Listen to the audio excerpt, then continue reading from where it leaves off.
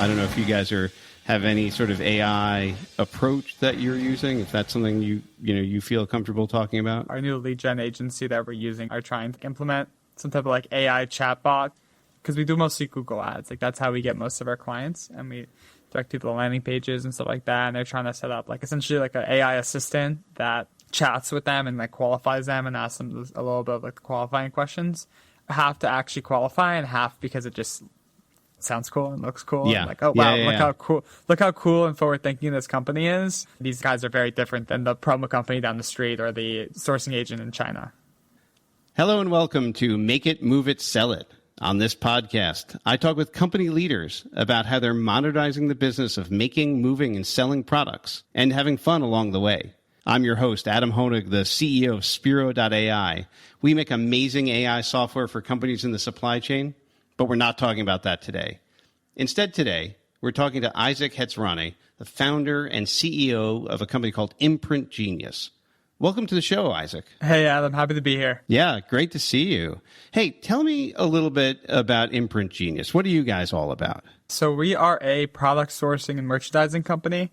We work mostly in the enterprise swag space, and we help create supply chain solutions and product sourcing solutions for company merch. Gotcha. And so what's the problem that you're solving for your customers? The industry as a whole is pretty archaic, right? And it's pretty traditional. You have a whole industry built on domestic decorators who warehouse millions and millions of items. And then the items are decorated when they're ordered and then shipped out.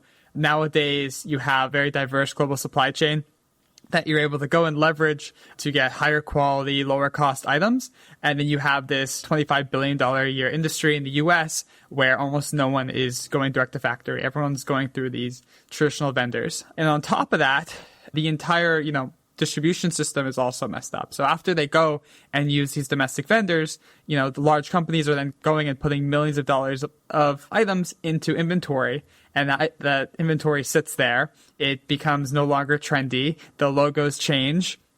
People then get to pick from 10 different boring items because they can't take risk because, that HR director has to go through and pick items that are going to work for the whole company. And then everyone ends up with swag they don't want. That's overpriced and not that creative.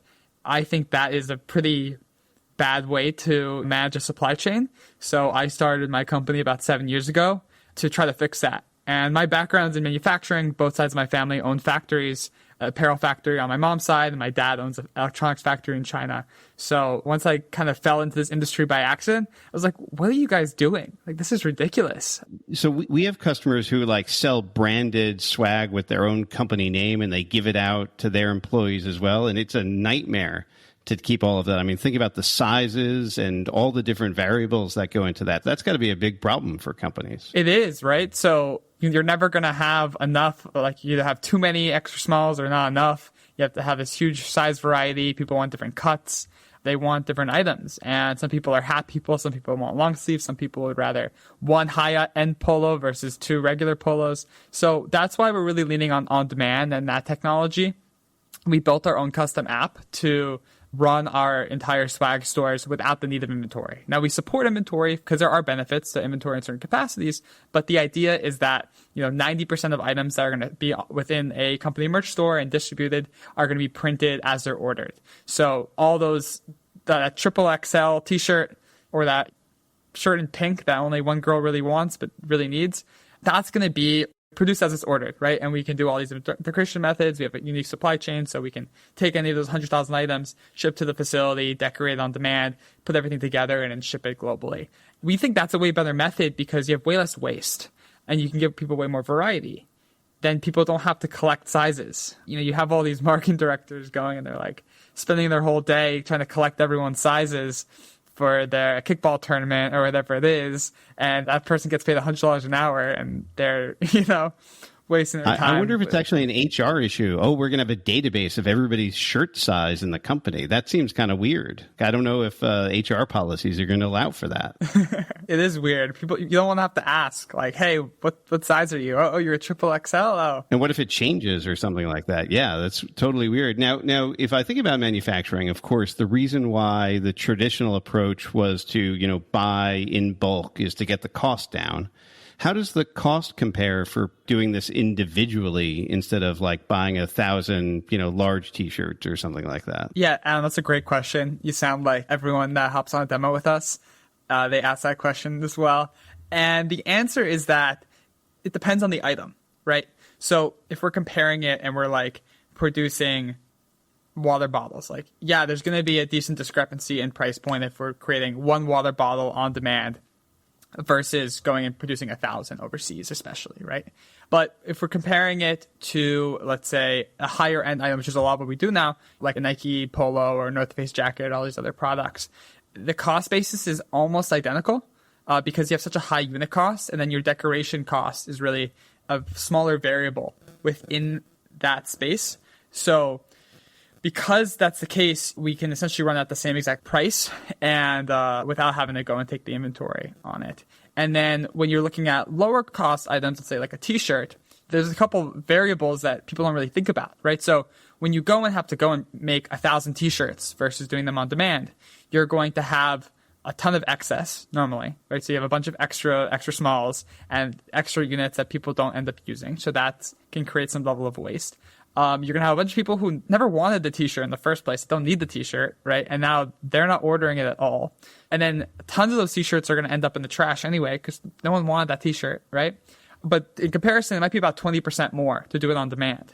So yes, it might cost you 20% more, but you might then save 25%, 30% overall on the project without having to now take inventory and collect sizes and do all these things. I see. So it's sort of like the total expenditure is going to be about the same, even if the unit cost might be higher. Exactly. Gotcha. That makes a lot of sense.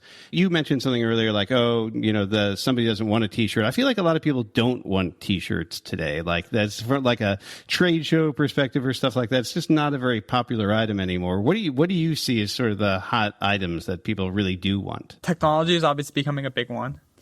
We see a lot more drinkware is probably the biggest category within the industry right now. Like Yeti type water bottles. I see. Like a cooler or something like that. Like just a nice premium, stainless steel cup, bottle.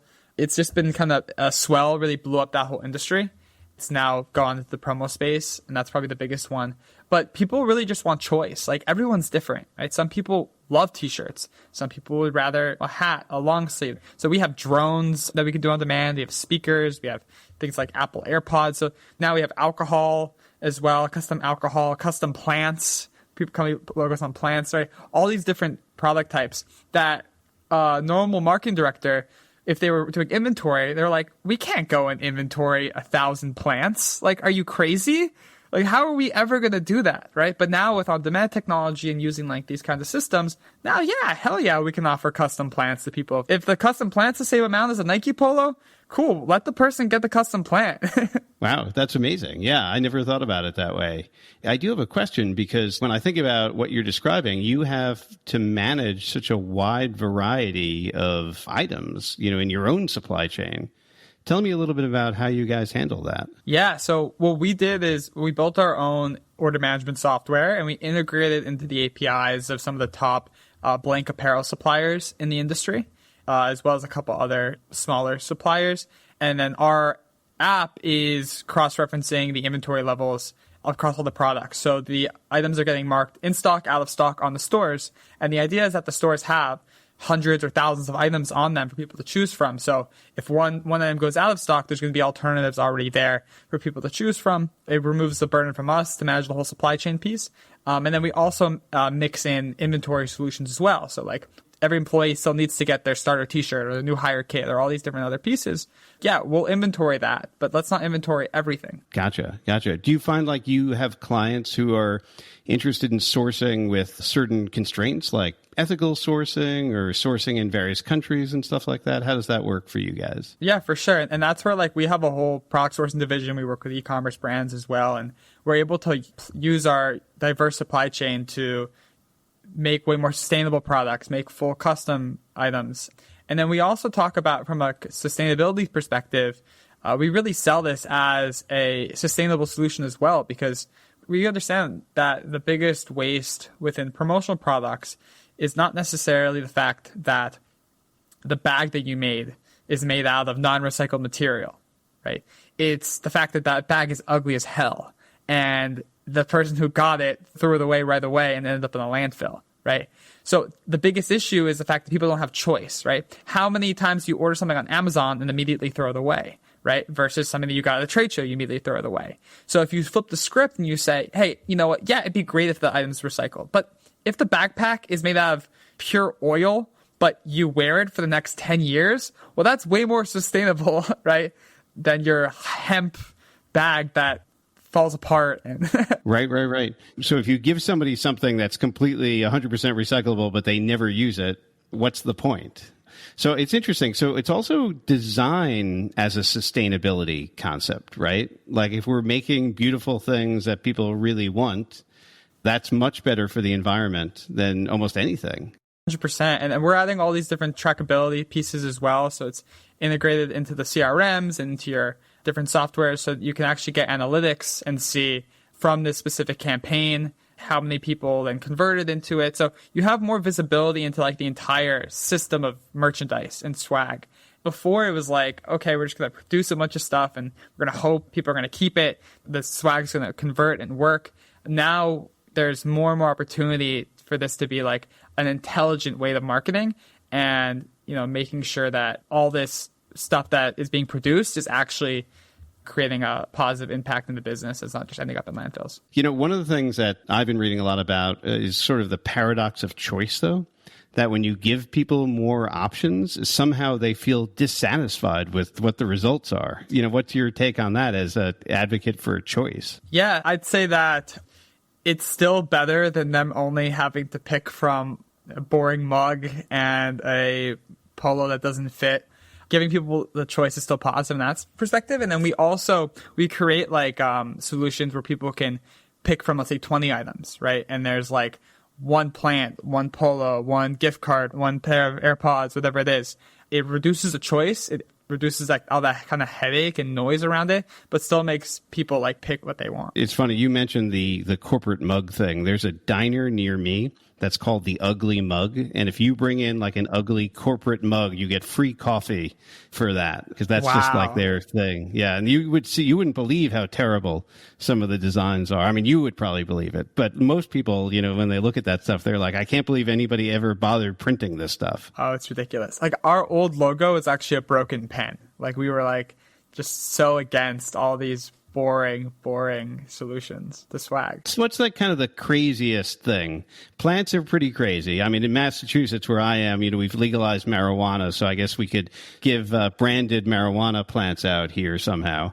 But what are other crazy things that you're seeing in this space? I'm trying to think. I mean, there's suppliers that all they do is custom like marijuana related paraphernalia and stuff.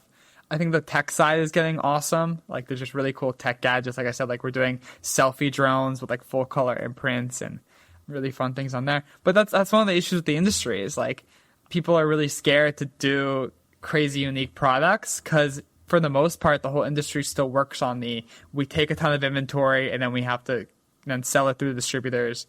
So what we try to do is find really cool products that are within like the retail space, source those directly find the factories, and then produce those directly with the factories. It's a win-win for our customers because you're getting like a really unique product.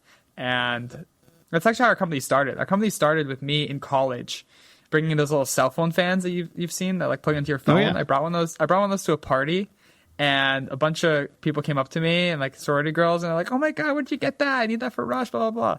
And I'm like, "Oh, like you can buy them on like Alibaba, whatever, AliExpress."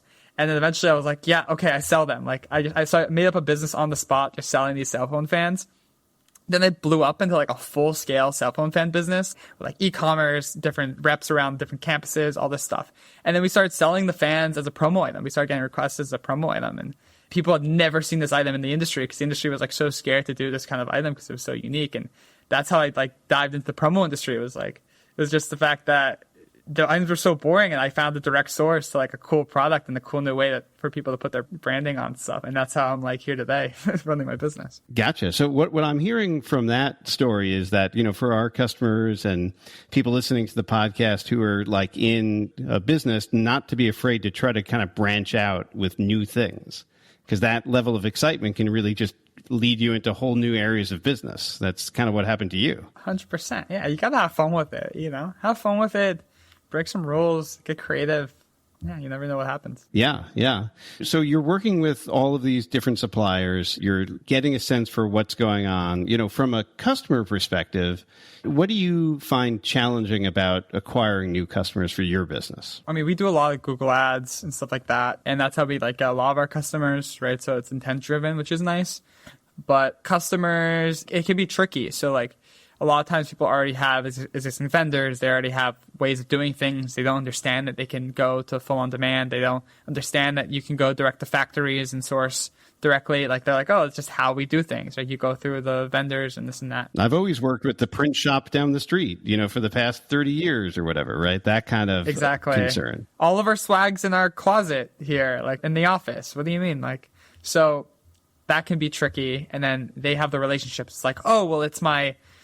Like they don't say this, but it's like, oh, it's their like brother-in-law's swag business, right? And like they want to keep on working with their brother-in-law, and it doesn't matter how great your tech is. So that can be a little of a headache, and that's why we really went in on like the technology side of things. Or we realized we couldn't sell just on product; we had to sell a technology solution to break into these larger organizations. And I know we were chatting a little bit about this before we went on air, but you were telling me that you're trying to use AI to help you with this as well. Tell me a little bit more about that. Yeah, I mean, like, so the lead gen agency that we use, like, they're setting up like an AI so that when people fill out like a lead form, an AI will start texting the person and start asking them more qualifying questions, telling them more about the business. And I mean, we'll see how it goes. I think it's like half, yeah, might qualify people better, but we already have qualifiers, so like, it doesn't really matter. But it also is kind of fun. It's kind of cool. I think it's going to make us look like super techy and innovative. So I think it will lead to more conversions and more people working with us, because it's like, wow, these guys are so advanced. They have an AI chatbot talking to me. It's,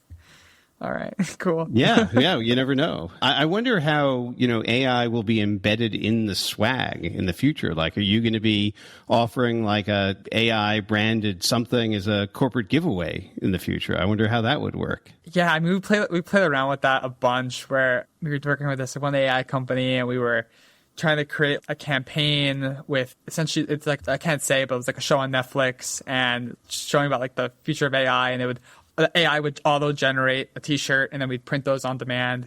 We never launched a campaign, but it was kind of cool. Like, thinking about like every shirt's unique, and then kind of playing around with that. And I also saw another promo company recently. I was looking through, and they had like a swag idea generator. So they like used AI to like help you put in a couple of different fields, and it would like give you random ideas for like what kind of swag you could do for your brand. Yeah. I feel like the image generation stuff is so cool, but I know when I've tried to get it to do like logos and stuff like that, it just gets kind of crazy. I don't feel like it's quite there for that yet, but if you wanted to make a picture of a monkey or something like that, it does that really great. Yeah. I don't know if we're going to use that just yet. I don't know if the AI drawings are going to pass the design and marketing team's approvals yet. Yeah, probably not. They get a little too crazy, and they add like too many fingers to hands and stuff like that. But we'll see. But I think having AI like within the way to acquire customers is definitely something that we're seeing as a trend in the supply chain. A lot of companies are experimenting with that today. 100%. Cool. Well, listen, Isaac, this has been awesome. So great to have you on the podcast. Really appreciate your coming on. Of course. Thanks for having me, Adam. Yeah. As a reminder, you can find every episode of the Make It, Move It, Sell It podcast at Spiro.ai/podcast. Please be sure to subscribe and give us a great review. And maybe, Isaac, just before we go, tell people how they can get a hold of you and learn more about your company. Yeah, you can check us out at imprintgenius.com. You can get a hold of me at thesourcingguy.com, which is kind of like my personal brand where I talk about supply chain and do supply chain education. But yeah, hit us up. Happy to help with any merch-related needs. Awesome. Well, listen, thanks to everybody for tuning in, and we're looking forward to seeing you on the next episode.